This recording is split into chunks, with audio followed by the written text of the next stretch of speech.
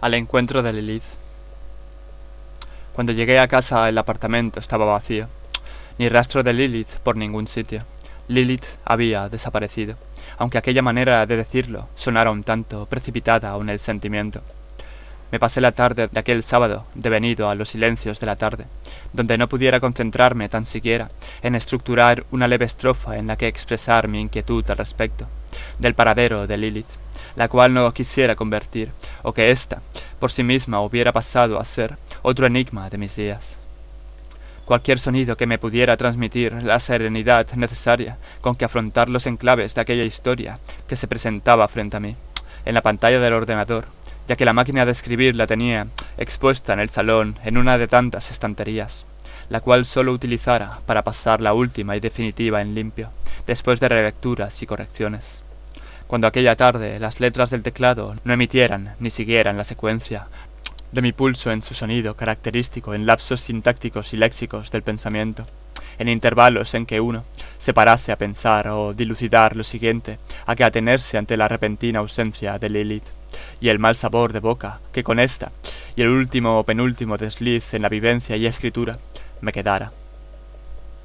A las 2 horas o 2 horas y media aproximadas, y lo sé porque uno de los sonidos en la estancia fuera el diapasón onomatopéyico del tic-tac de un reloj colgado en la pared de la cocina, que al final decidí llamarla al móvil, viendo que ésta no daba señales de vida alguna, ni se encontrara en su apartamento, que no hubiera regresado todavía de allí de donde hubiese ido o donde quisiese que estuviera, lo cual reconozco que me diera un poco de rabia, el no saber, el que ya no contara conmigo, que aquella afinidad y complicidad comprendida entre ambos, en todo aquel tiempo comprendido entre nosotros, aun basado en el engaño, en cierto engaño, se hubiera roto o lastimado, ya que era su manera de decirme que podía pasar sin mí perfectamente, que yo solo era uno de tantos. El caso es que marqué el número de 9 dígitos, dado a que la llamara al celular, a su móvil, ciertamente dicho, y esperé exactamente en lo inexacto de un periodo comprendido en la existencia o inexistencia de mi espera incertidumbre, y contemplando por la ventana, mientras la señal en mi oído me indicara teléfono inactivo. El atardecer de aquella panorámica limítrofe aún hermosa, de los patios interiores y terrazas bien guarnecidas, y contrarrestando esos grises sotonales al contraste de lo inerte ya citados, colindantes de aquella manzana compuesta para y por la vida. Mientras todas y cada una de las ventanas expuestas y orientadas al noreste se vieran incendiadas de ámbares reflejos cristalinos, y el matiz policromático de las texturas reflejas en ellos, bajo su fondo de impresionismo, y toda la demás vegetación se meciera en los vaivenes, y de un silencio no absoluto, de aquellos patios y terrazas interior que hacían de aquella pequeña estancia de población algo más selvático y paradigmáticamente hermoso y habitable, con recónditos lugares que entrañar, donde los últimos juegos de los niños o conversaciones de tercera edad, o los devaneos de una fugaz pubertad u adolescencia, hacían sus últimas intervenciones del día a día, antes de procurarse cobijo en los distintos interiores de sus respectivos domicilios, ante la puesta exhausta o concluida ya del astro sol. Ante aquel intervalo sonoro del teléfono, en que yo también me pareciera mecerme en el vaivén de los vaivenes, como una de aquellas plantas o arbustos, ya fueran estos u estas, de interior o de exterior, y digna la paradoja en la metáfora, cuando nunca, mejor dicho, por las de sentirme plantado aquella vez, a la espera de que Lilith cogiera la llamada de una dichosa o maldita vez, en que en mi última insistencia por llamarla aquella tarde, tal vez pasaran 1 o 2 minutos, hasta que al fin alguien contestó, cuando después de un silencio comprendido, y ya después de haber contestado y referido y recitado, y en las que, muy a mi pesar, aquella voz extraña no fuera la esperada, que fuera la de un ser totalmente desconocido, la de un hombre, aún con tonales distorsiones, ya fueran interferencias del teléfono, y extrañamente pronunciándose tras las distancias desconocidas del paradero. Le pregunté quién era, y qué hacía con el teléfono de Lilith, que qué había hecho con ella, ya que su voz y aquella manera de expresarse me resultaran ser totalmente apabullantes y estremecedoras, incriminatorias tal vez, debido a cierta paranoia infundada y promovida por aquella situación, preguntándome quién debía ser ese tipo, y por qué demonios tenía el teléfono de Lilith, y lo que era aún peor, y más humillante a mi pesar, y en aquella terrible sensación de impotencia ante tal desconocimiento de causa, y sin poder desvelar aquella serie de incógnitas. El tipo en un principio no contestó a mi pregunta. Su respiración sonaba compasada y filtrada por los conductos de fibra óptica, o lo que fuera que filtrara aquella pasmosa voz que me pareciera el mismísimo diablo, en una terrible afonía, el cual me quisiera hacer vender mi alma, como Narubi ya me había prevenido anteriormente. Quisiera hacerme una proposición, como queriendo jugar conmigo, de la cual no tuviera ni la menor intención, ni la menor gana, pero de algún modo tenía que seguirle la corriente a aquel tipo, que ni tan solo se había presentado, contestando al teléfono, con un sonado «Sí, dígame, te estaba esperando». Entonces yo le contesté intentando moderar toda aprensión producida por la mala leche que me estaba inspirando aquel maldito hijo de la grandísima. ¿Cómo que me estabas esperando? ¿Dónde coño está Lilith? ¿Quién demonios eres tú? Tras unos segundos de silencio turbador, una risa perversa empezó evolucionando en una sonora carcajada irritante y quebradiza. La mano con la que asía el teléfono cada vez se estreñía más y más con más fuerza, a punto de quebrarse o de quebrar el aparato. Por suerte, ni uno ni el otro cedieron a las tensiones producidas por aquella macabra situación. Y eso es lo que realmente me irritara, el desconocimiento de causa ya citado. Estuve a punto de colgarle, pero me contuve, porque de hacerlo no tendría posibilidad alguna de saber qué pretensiones o propuestas con las que me viniera el tipo, ni por saber algo de Lilith, que de no haber sido por eso lo hubiera mandado al infierno. La tarde ya había llegado a su final vespertino. Mis ojos todavía contemplaban las maravillas y colapsos del exterior de la vivienda, la temeridad de la noche que se me avenía, precipitada en una pronosticada intuición de que la pasaría en vela, intentando averiguar algo acerca de Lilith o de aquel chismoso y maldito personaje. Otra concatenación de preguntas se me presentaron vacías, huecas y casi en sinsentidos de aquella maldita situación, ahora mismo en figurativas, ya que el tipo, por nombrarle de algún modo, después de la extendida y nefasta carcajada encajada en mi oído izquierdo, y en mi expresión de repulsión y repelencia ante esta misma, solo optó a decirme con aquella maldita voz que Lilith ya no existía, que solo había sido una invención mía para hacer de la vida algo más llevadero y excitante, ante la desdichada verdad de mis días, y entonces colgó sin decirme nada más. A pesar de lo dicho, yo la seguí buscando. No me podía creer lo que aquel tipo decía. Cuando colgó el teléfono por unos instantes, me quedé aturdido, pensativo, contemplando ahora desde la ventana el interior oscilante del salón.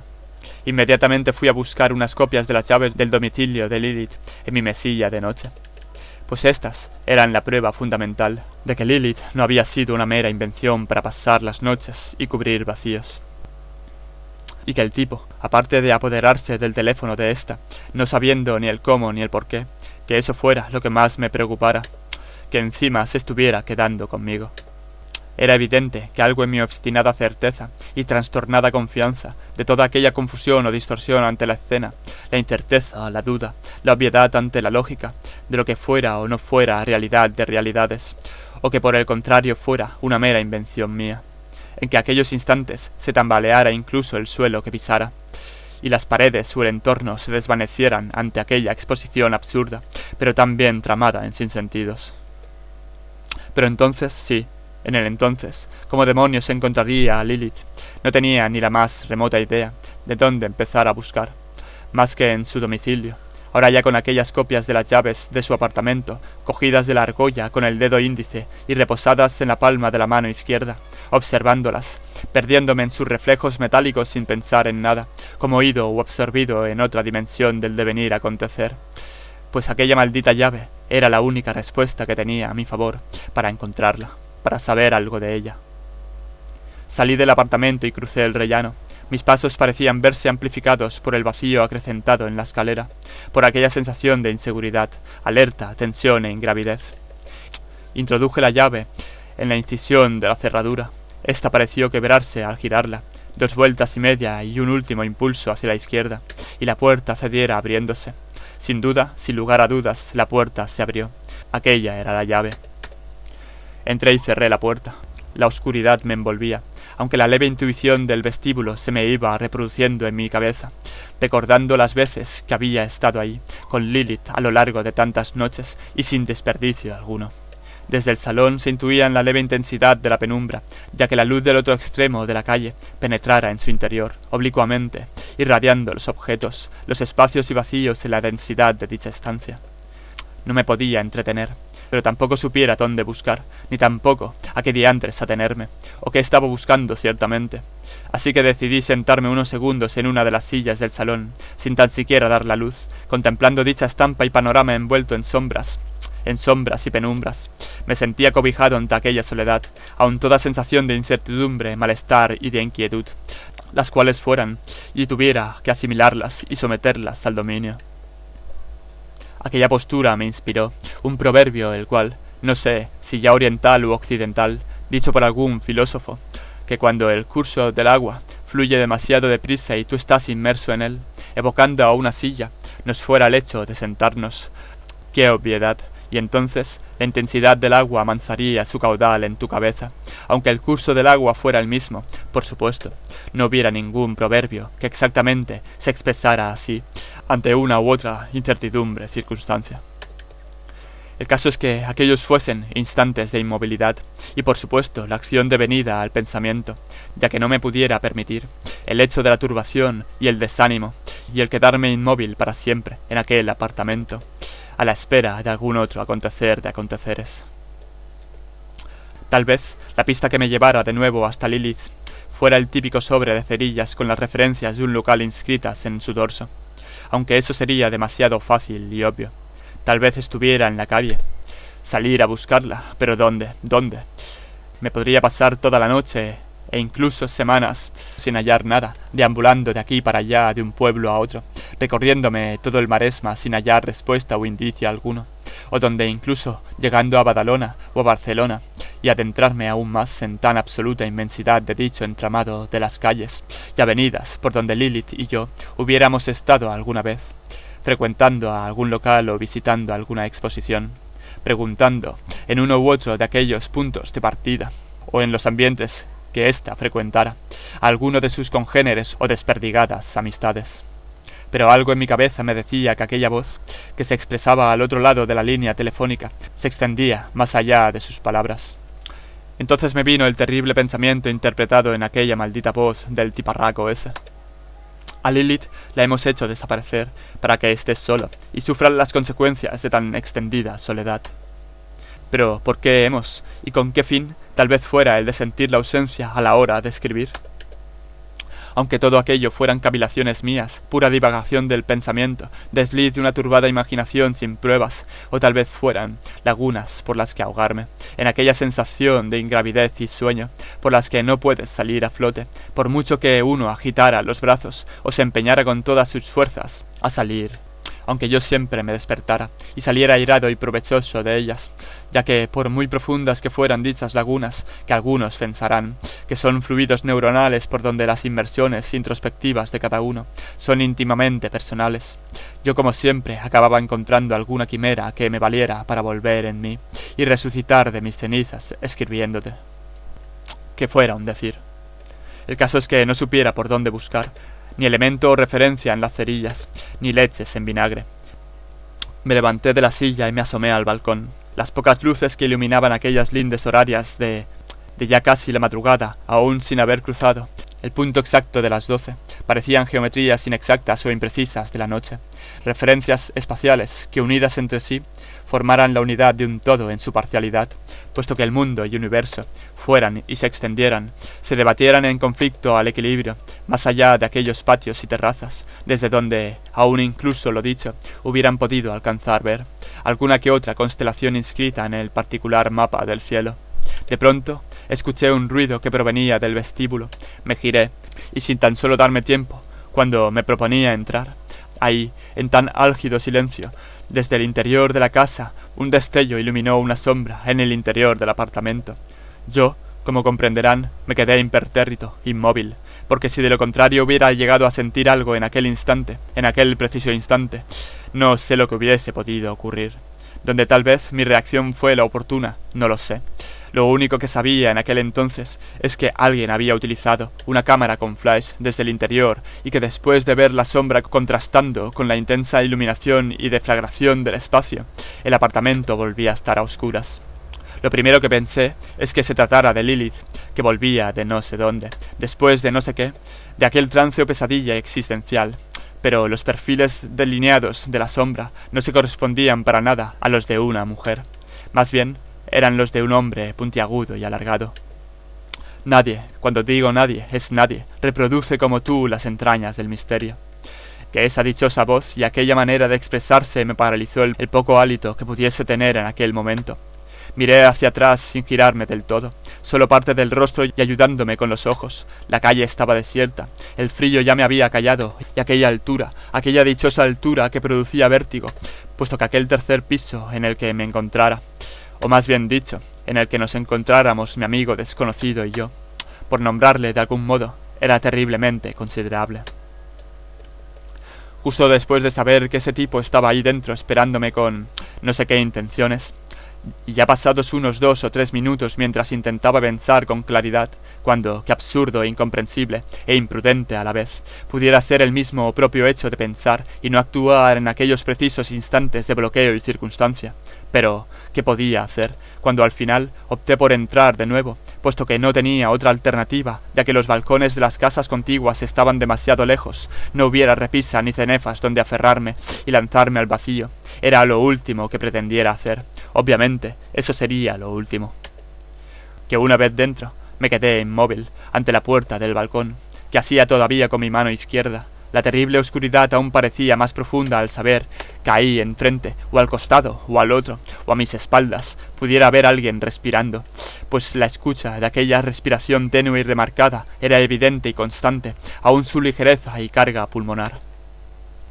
Tal vez fuera porque éste emitía unas vibraciones extrañas, o fuera tan solo un síntoma psicosomático de su presencia, de saber que estaba ahí, ante mí, o a mis espaldas, no lo sé.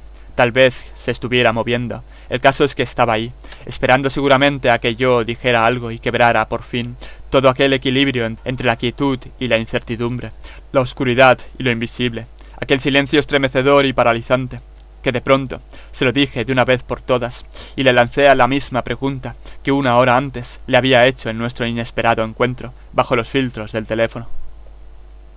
¿Qué diablos has hecho con Lilith? ¿Y a qué demonios estás jugando? Te advierto que no estoy para bromas de mal gusto, y con algún farol de más o de menos. Te advierto que soy cinturón negro, no me gusta en absoluto este maldito proceder con el que actúas, y tú has cruzado esos límites, vamos, que te llevas la palma, amigo. Ante unos segundos por mi parte de pavor y espera, el tipo se terció a hablar, haciendo doblar los entresijos de su voz bajo el silencio anónimo de aquellas profundidades ciegas, ante tal oscuridad y el equilibrio de mis piernas. Sombra y voz. ¿Te has parado a pensar quién soy realmente, Víctor? ¿Y cómo es que tu nombre ya haya hecho, como tú aseguras en tu total convencimiento, desaparecer a tu amiga amante y compañera? Pero qué ajo ni qué leches. Por lo que puedo ver ahora, con total claridad y certeza, es que tú eres el tipo que presenció la muerte de... No le iba a mencionar el nombre de Susan, ya que se lo había puesto Lilith, aquella mujer que tanto retrataste y fotografiaste en tu pasado, y con la que mantuviste una relación afectiva y pronunciada. Sé también que Lilith te andaba buscando desde hace tiempo, y que ésta me había estado ocultando su verdadero propósito conmigo, y para contigo. También puedo sospechar, gracias a la información de un viejo amigo, el cual tú ya debes conocer, que aquella caja de zapatos encontrada supuestamente en una coincidencia sorprendente de los caprichos del azar, estaba ahí porque el mismo piso donde hace 9 meses que estoy residiendo en ella, fuera de vuestra propiedad, y que la mujer que me lo alquiló debiera ser tu esposa o alguien a tu servicio. Pero ¿qué es lo que quieres? ¿Qué demonios pretendes o pretendéis en caso de que Lilith y tú estéis confabulados para dicha trama? La cual cosa cada vez me parece más evidente a pesar de lo mucho que la quiero. Sombra y voz. Tu libro, Víctor, tu libro. Eso es lo que queremos, y tú debes escribirlo tal y como nosotros te hayamos ido introduciendo e induciendo en él, y te indiquemos paso a paso.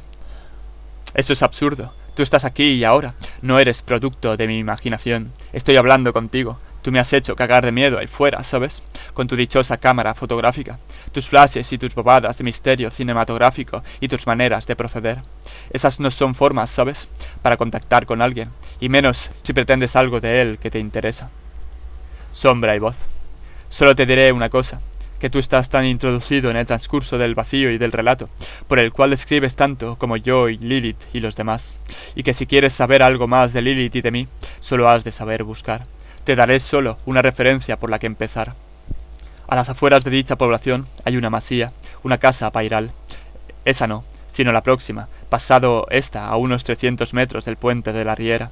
Hay una casa abandonada, casi en ruinas. Te estaremos esperando, no tardes. ¿Cómo que no tarde? ¿Qué quieres decir con eso? De pronto un portazo en el vestíbulo resonó por todo el apartamento, y al otro lado por la escalera. Aquel estrépito inesperadamente ante mi sorpresa casi me tira de la silla en la que me encontrara. Y como demonios me encontraba en la silla, y hasta hacía unos instantes estaba de pie erguido y pavoroso envuelto en la oscuridad ante aquel dichoso tipo de la cual, de su apariencia, solo supiera describir la voz y sus perfiles punzantes y alargados de su silueta oculta. El caso es que me rasqué la cabeza, me había quedado frito en la silla soñando con todo aquello que me turbara el pensamiento.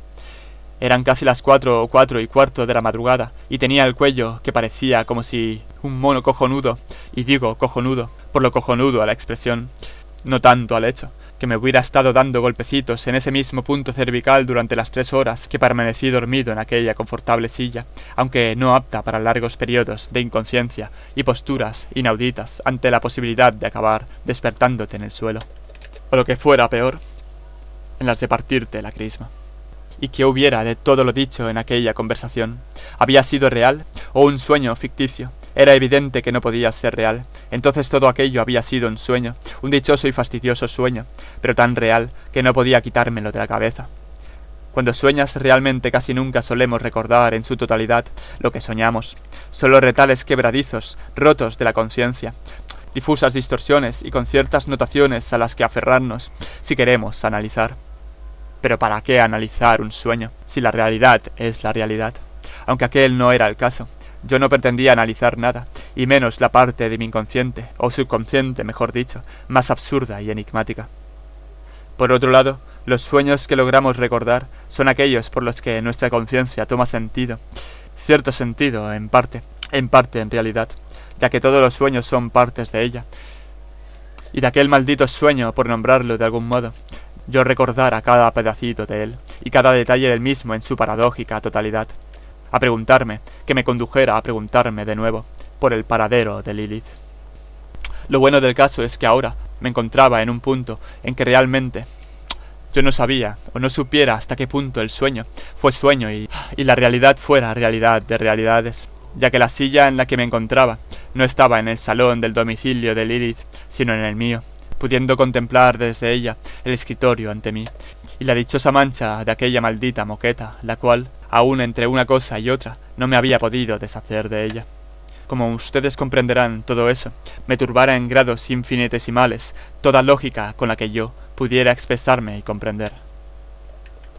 Pero de algo estaba seguro, alguien había entrado en mi apartamento, pues el portazo no era cosa de inconscientes. Por otro lado, de quien quisiese que se tratase o hubiera entrado en el apartamento, mientras yo dormitaba totalmente sumergido en el sueño, sin tan siquiera darme cuenta de la terrible incomodidad de la silla, esta persona se hubiera dejado el grifo de la cocina mal cerrado, con un goteo continuo cayendo directamente, para que éste se fuera llenando y rebasara el contenido en caso de que yo no me despertara. Algo así como una prueba y evidencia o símbolo para darme a entender de que aquello no formara parte del sueño, o que visto de otro modo, parte del sueño formara parte de la realidad, y también como referente temporal, ya que el goteo del grifo no llevara más de media hora filtrando su contenido, en el cual ese gota a gota desprendiéndose del mismo en intervalos de secuencia, de fracciones de segundo en aquel vaso anaranjado y chato, de unos 8 centímetros de altura, 3 de diámetro en boca y 4 en base, con su cuerpo ovalado y escamoso, con el que yo tantas veces hubiera acompañado las comidas con un poco de vino.